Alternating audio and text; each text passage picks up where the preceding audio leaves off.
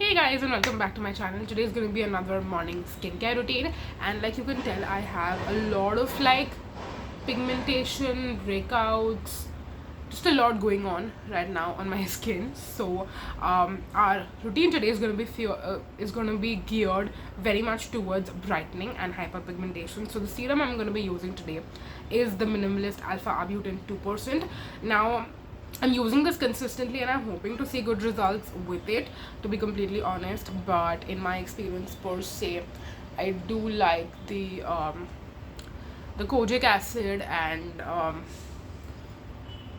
even tranexamic acid serum from from Dermaco. Sorry. Nowadays I get very easily confused between Dr. Sheth's and Dermaco. So Dr. Sheth's has the Kesar and kojic acid pigmentation cream. Dermaco has two kojic acid products. One has kojic acid and tranexamic acid, and I think that one is their gel, which is supposed to, I guess, be for more oilier skin. And then the cream, which is the OG one, the 2% kojic acid cream, is supposed to be more for like drier skin. So I do prefer those if you're gonna ask me for recommendations. But what I've been using currently is this Alpha Arbutin serum from the Minimalist, and I do want to see if it is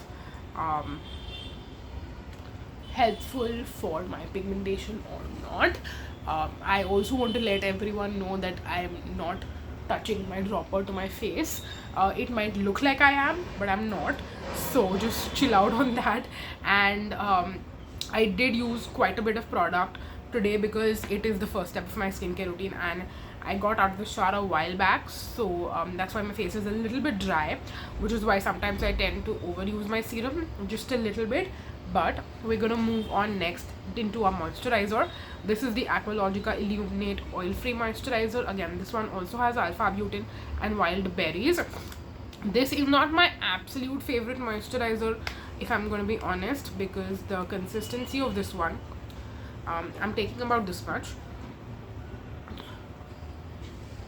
And the reason I'm actually overusing this one too is because it is very very lightweight. So if you take like a little bit of product and apply it on your face, you will start feeling a little dry throughout the day because it is that lightweight, you know what I mean. So I take about 5 to 6 pumps. If you have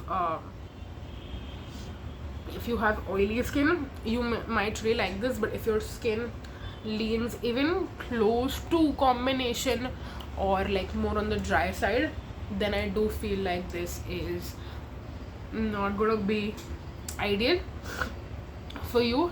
And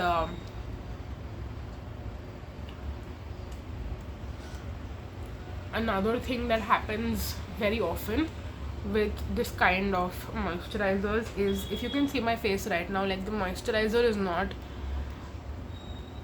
getting absorbed. It's just,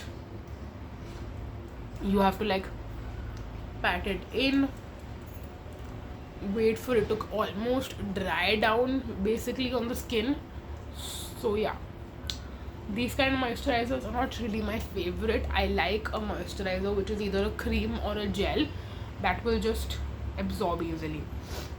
But yeah, now you can see it's kind of gotten absorbed into the skin.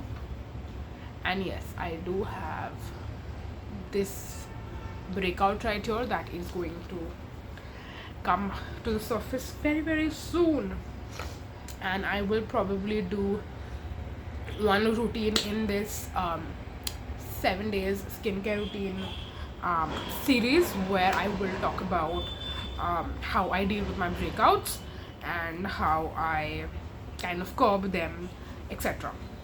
Any which ways, now let's move on to sunscreen. And for sunscreen, I'm using my favorite sunscreen that I had kind of given myself a break and I was not using for a few months in the middle.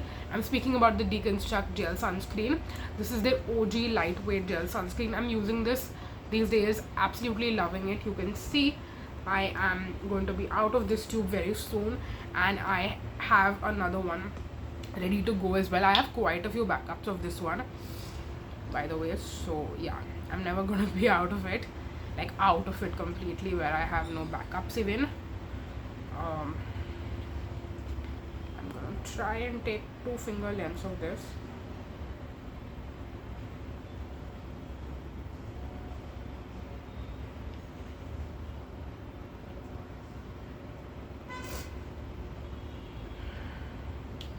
Because it's a little thick.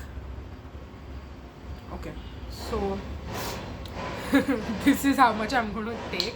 I was trying to be very aesthetic and like have 2 lines of sunscreen, but because you're like pressing on the tube in a certain way, it might not come out exactly how you want it to. And this I know looks super scary and like mask like and very pasty, but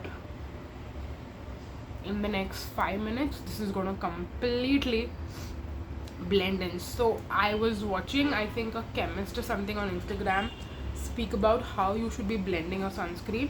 You should apply it like this, like a mask everywhere to get even coverage, and then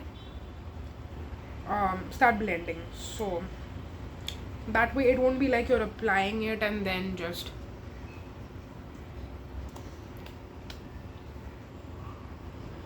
rubbing it all over, because that will lead to uneven application basically.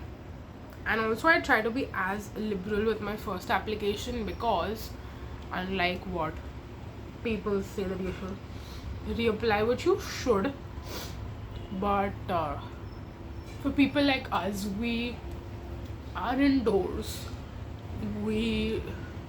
I mean, if you are out and about all day sweating in the direct sun, then you should definitely be reapplying.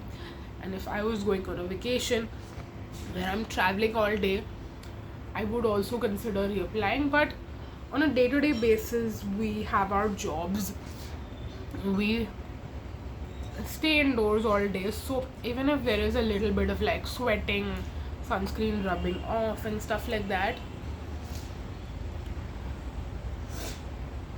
it becomes more difficult to reapply when you are wearing makeup. And even though there are like powder sunscreens, stick sunscreens, I mean stick sunscreens have taken over the market. Yeah, can you see? Like 2 minutes ago, you would not have imagined that this sunscreen is just going to blend into my skin like this so magically, but it does. I'm just going to make sure that there is no crevice on my face where there is like sunscreen that is not blended in well. But yeah, that is it. This is my morning routine. This is what I've been doing every single day in the morning since the past couple of weeks. And yeah, I'm hoping that this pigmentation is going to eventually fade and settle a little bit, so I'll keep you updated on that. I'll let you know how effective this Arbutin serum is from the Minimalist. But yes, that's gonna be it for this video. Thank you so much for watching. Until next time, bye bye. Come back for more skincare routine videos, because you're gonna see a skincare routine every single day for a week basically. So yeah, come back for that.